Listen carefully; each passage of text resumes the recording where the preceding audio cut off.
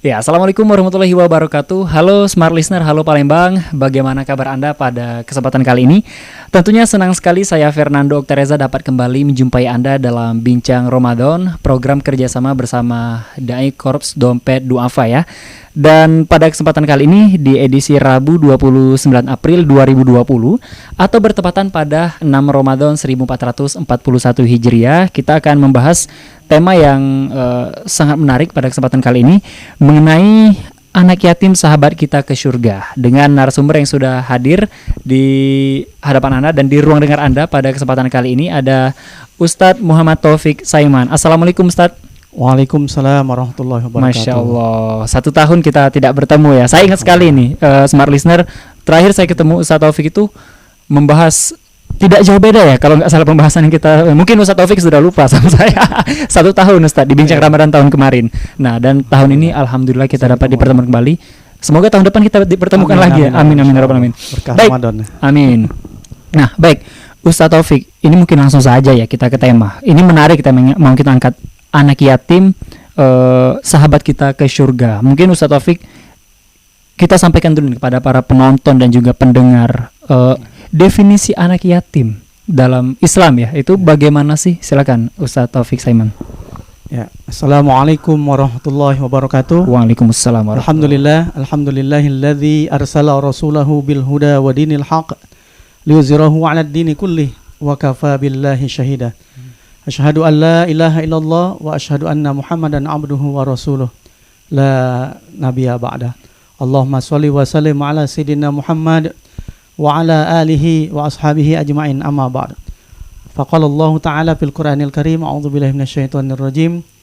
Ya ayyuhalladzina amanu taqullaha haqqa tuqatih wa la tamutunna illa wa antum muslimun. Wa qala aidan fi kitabil karim, a'udzu billahi minasyaitonir rajim. Bismillahirrahmanirrahim.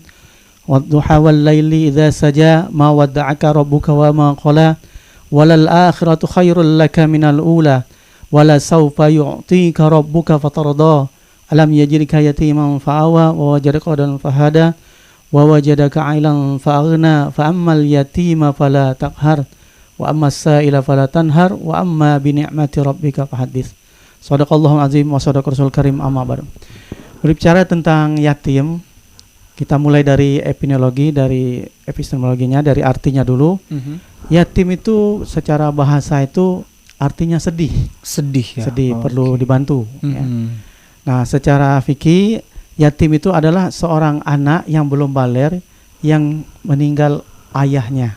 Yang meninggal ayahnya ya, Ustaz ya. Kalau ayahnya yang meninggal, dia belum baligh, maka dia disebut yatim. Yatim, oke. Tapi kalau dia belum baligh, yang meninggal adalah ibunya, maka disebut dengan piatu. Jadi kalau dia sebelum baligh, dia sudah kehilangan ayah ibunya, sudah dipanggil oleh Allah terlebih dahulu, maka dia disebut dengan yatim piatu. Dan ini terjadi dengan Nabi kita Muhammad SAW.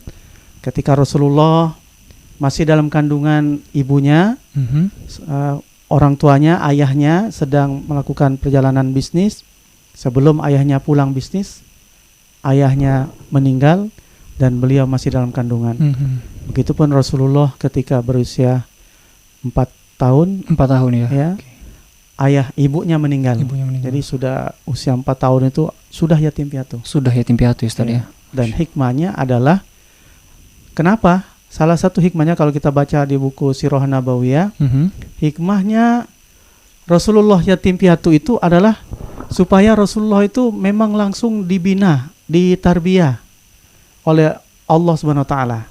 Maka hikmah yang lainnya adalah supaya Rasulullah SAW tidak dididik oleh ayah ibunya. Kenapa? Karena pengaruh pendidikan ayah dan ibu itu sangat besar pengaruhnya. Baik. Nah, maka jadi kan beda didikan Allah dengan didikan orang tua. Benar. Makanya salah satu hikmahnya, maka Rasulullah SAW dijadikan oleh Allah SWT yatim piatu ketika Rasulullah masih kecil sebelum balik. Oke. Baik, jadi sudah dari sejak umur 4 tahun ya Rasulullah itu sudah yatim piatu. Dan seperti yang Ustadz Taufik Saiman katakan tadi, bahwa hikmah yang dapat kita petik dari kenapa Allah menjadikan Rasulullah SAW itu yatim piatu pada usia 4 tahun ya. Ini karena pengaruh dari orang tua, didikan orang tua sangat besar, dan pada saat itu ya Islam belum turun, ajaran-ajaran Islamnya, dan Allah langsung mendidik Rasulullah, dan seperti itulah kita lihat alhamdulillah Islam sudah menyebar ke seluruh dunia seperti itu. Baik, Ustaz Taufik membicarakan masalah anak yatim merupakan sahabat kita ke surga. Ini dapat dijelaskan pemaknaan dari ungkapan ini. Kenapa sih anak yatim ini merupakan sahabat kita ya ke surga seperti itu, Ustaz? Ya, karena anak yatim itu sudah jelas, apalagi dia yatim piatu. Seorang yatim saja berarti ayahnya yang tulang punggung di keluarganya, yang memberi nafkah, mencarikan nafkah untuk istri dan anak-anaknya. Kalau tulang punggungnya meninggal, maka akan kesulitan keluarga itu. Apalagi kalau istrinya, ibunya si yatim tadi tidak bekerja. Ini luar biasa, sangat-sangat memprihatinkan, sangat-sangat membutuhkan pertolongan dari saudara-saudara yang muslim. Oleh karena itu maka seorang yatim, apalagi yatim piatu, itu harus kita bantu. Dan ini menjadi fardu kifayah bagi kita untuk membantu yatim piatu. Ya. Dan kita lihat bagaimana Rasulullah SAW banyak di dalam Al-Quran ya. Kalau kata yatim itu sendiri sekitar tidak kurang dari 23 kali diucapkan dalam Al-Quran. Ada ayatnya dalam Al-Quran itu, kata yatim itu ada 23 kali ya. Dalam bentuk tunggal, 14 dalam bentuk jamak, dan 1 dalam bentuk musanna atau dalam bentuk 2 ya. Jadi anak yatim ini sangat perlu diperhatikan karena mereka membutuhkan bantuan, baik untuk mereka makan sehari-hari, untuk pendidikannya, untuk sandang pangan dan lain sebagainya. Nah, di dalam Al-Quran, dalam Quran surah Al-Baqarah ayat 2 yang mana Allah berfirman, mereka bertanya kepadamu tentang anak yatim. Katakanlah memperbaiki keadaan mereka adalah baik. Jadi artinya Allah memerintahkan kita untuk membantu anak yatim. Dan ini perintahnya wajib ya. Wajib. Makanya zakat itu ada 8 asnaf, salah satunya adalah yatim piatu. Maka kewajiban orang yang punya rezeki yang sudah sampai batasan untuk membayar zakat, maka dia wajib mengeluarkan zakatnya untuk anak yatim piatu. Masya Allah. Nah, terus ada juga dalam hadis Nabi tidak lagi disebut yatim anak yang sudah bermimpi atau baligh ya. Lalu ada keutamaan, paling tidak ada 7 keutamaan bagi orang yang menyantuni anak yatim. Baik. Apa itu? Yang pertama adalah meraih peluang menjadi teman Rasulullah SAW untuk di surga. Ya. Jadi di dalam suatu hadisnya Rasulullah SAW, saya dan orang-orang yang mengasuh memelihara anak yatim akan masuk ke surga sebegini. Ya. Jadi kemudian beliau mengisarkan dengan jari telunjuknya, dengan jari tengah dan mengangkatnya. Jadi jari telunjuk dengan tengah. Nah, jadi nempel, dekat, sangat dekat sekali ya. Nah, kalau jempol kan dengan kelingking kan agak beda, jauh ada jarak ya. Tapi subhanallah dengan telunjuk dan tengah ini sangat nempel dan saling berdampingan. Ini berarti dekatnya. Itu baru pertama. Yang kedua, keutamaannya adalah pengasuh anak yatim kata Rasulullah.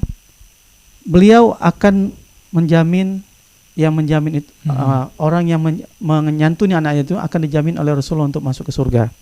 Sebagaimana Rasulullah SAW bersabda, orang yang memelihara anak yatim, nah, kalangan umat muslimin memberikannya makan dan minum, pasti Allah akan masukkan ke dalam surga. Kecuali ia melakukan dosa yang tidak bisa diampuni. Nah, ini ada di hadis riwayat Tirmizi dan Ibnu Abbas. Baik, Nah, ini baru yang kedua. Nah, untuk yang ketiganya ada 7. Benar. Dan masih banyak juga yang mau saya tanyakan sebenarnya Ustaz Taufik mengenai bahwa anak yatim ini merupakan sahabat kita ke surga ya. Dan untuk smart listener, tadi sudah 2 dikatakan oleh Ustaz Taufik Saiman, 7 ya, dari 7 keutamaan menyantuni anak yatim, dan yang ketiga akan kita jelaskan di segmen selanjutnya nanti Ustaz Taufik. Untuk itu tetaplah bersama kami dalam Bincang Ramadan.